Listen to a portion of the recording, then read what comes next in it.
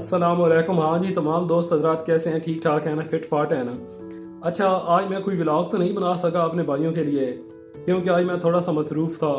लेकिन एक इंतहाई खूबसूरत कहानी मैं लेकर दोस्तों की खिदमत में हाजिर हुआ हूँ। ये कहानी इतनी खूबसूरत है ना कि इसको सुनने के बाद आपको पता चलेगा कि प्यार और एहसास किस चीज़ का नाम है। तो बगैर कुछ टाइम ज़ाया किए बगैर मैं आपको ये कहानी सुनाता हूँ। कहानी कुछ इस तरह से है कि एक बूढ़ी औरत रोज़ाना एक सड़क के किनारे खड़े होकर फ्रूट का स्टॉल लगाती थी। एक आदमी रोज़ाना अपनी बेगम के साथ मोटरसाइकिल पर आता और उस बूढ़ी औरत से अनार खरीदता। वो बूढ़ी औरत अनार तोल कर उसको दे देती और वो आदमी पूरे जितने भी अनार उसने लिए होते थे ना, उनकी पेमेंट वो उस बूढ़ी औरत को दे देता। पेमेंट करने के बाद वो एक अनार को चीरता और उसमें से एक दाना निकाल कर खाता।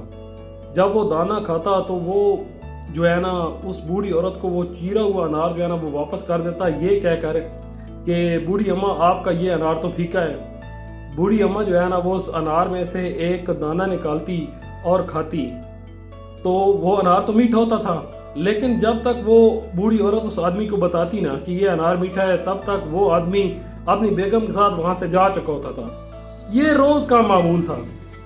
एक दिन उस बंदे की बीवी ने कहा कि मियाँ साहब, अनार तो मीठे होते हैं, लेकिन आप एक अनार को रोज चीरते हैं और उससे एक दाना खाकर उस बूढ़ी औरत को वापस कर देते हैं कि ये अनार फीका है, हालांकि वो अनार तो मीठा होता है, तो आप ये ऐसा क्यों करते हैं? वो जो आदमी था ना, उसने अपनी बेगम से कहा कि बेगम मुझे पता है कि वो अनार मीठा होता है। वो बूढ़ी अम्मा इंतहाई गरीब है और उसकी इतनी हस्ती नहीं है कि वो ये मीठा अनार खा सके, तो मैं ये अनार सिर्फ और सिर्फ उसको इसलिए देता हूँ ताकि वो ये अनार खुद खा सके।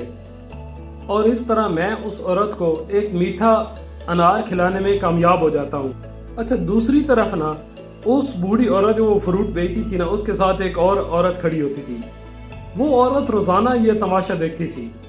एक दिन उस औरत ने उस बूढ़ी अम्मा से कहा कि बूढ़ी अम्मा, ये बंदा रोज़ाना तुम्हारे अनार में नुक्स निकाल देता है और तुम हो कि रोज़ाना एक अनार उसको ज़्यादा दे देती हो। वो बूढ़ी औरत मुस्कुराई और बोली, मुझे पता है वो ये अनार मुझे क्यों वापस करता है।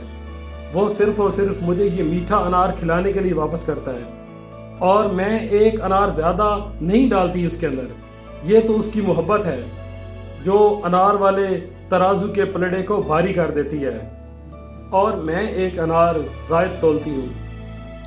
मोहब्बत और एहतराम की मुसरतें इन्हीं छोटे छोटे दानों में पनाह हैं और ये सच है कि मोहब्बत का सिला भी मोहब्बत ही है।